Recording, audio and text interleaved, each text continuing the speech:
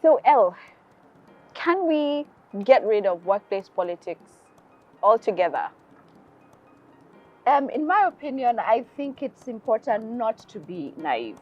We cannot eliminate workplace politics altogether. Okay. If you're in a place of power and influence, and you're in this situation where you have to make decisions, there are resource constraints, you're always going to be in a situation where you're going to have to play some politics. Mshauri careers, hanging with them now. So what we're going to discuss in today's episode is how to play workplace politics responsibly.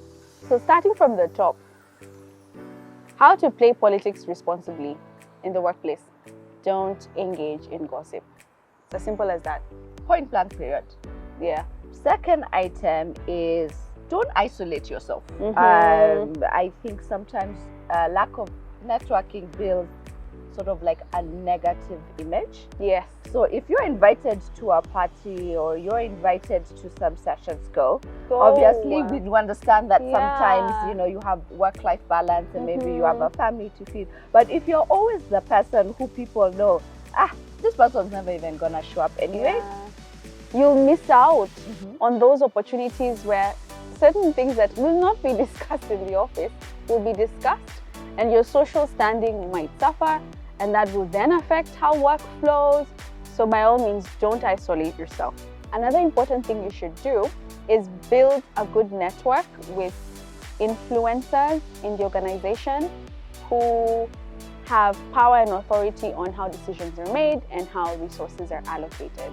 And what Em has said just sits back to what we've just talked about with regards to attending some of these networking events, because these formal gatherings are some of the best way to build these good connections. And so what ends up happening is if you're able to build these good connections, and let's say, for example, you need, a certain item executed for you, and you email like an influencer, so on and so forth, they don't feel like, who is this? Who is this person? Who is this random person? Why are they doing this? And that's how you're actually able to navigate and influence decision making in a positive light, because you've already built this rapport. Exactly. Okay. Another point here for you to remember is always openly support the influencer, especially in meetings when they're not there. Don't put on a show when they're there.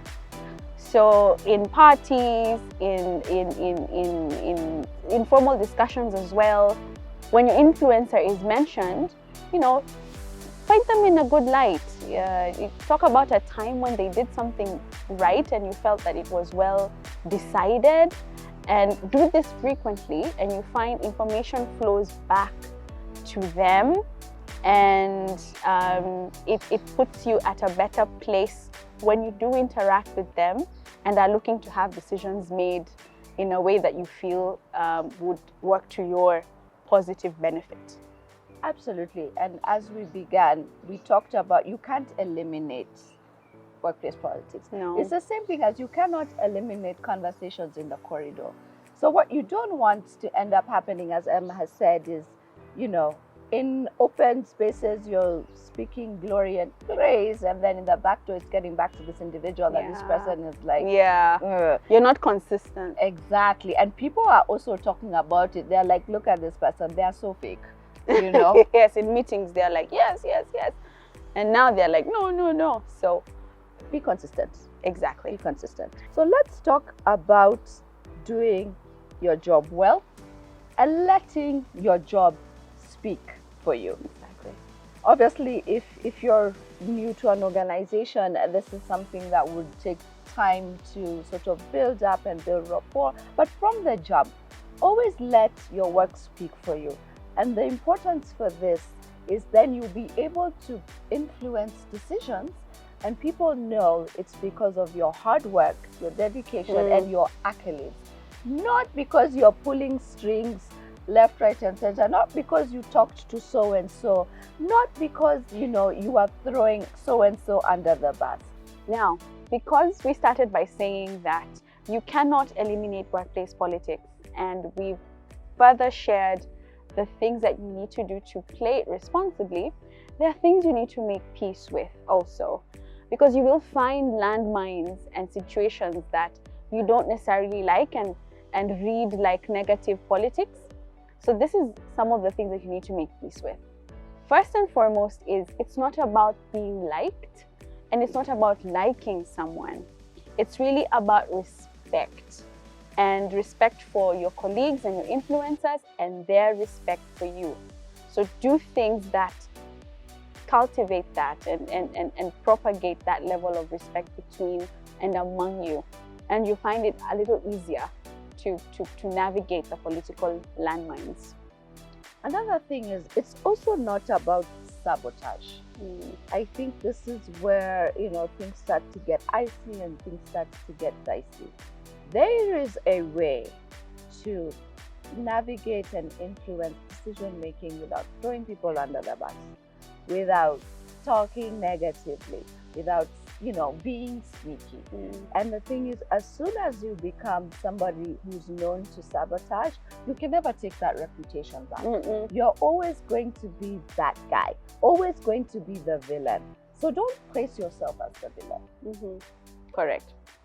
Another thing is, it's about building bridges, not burning them.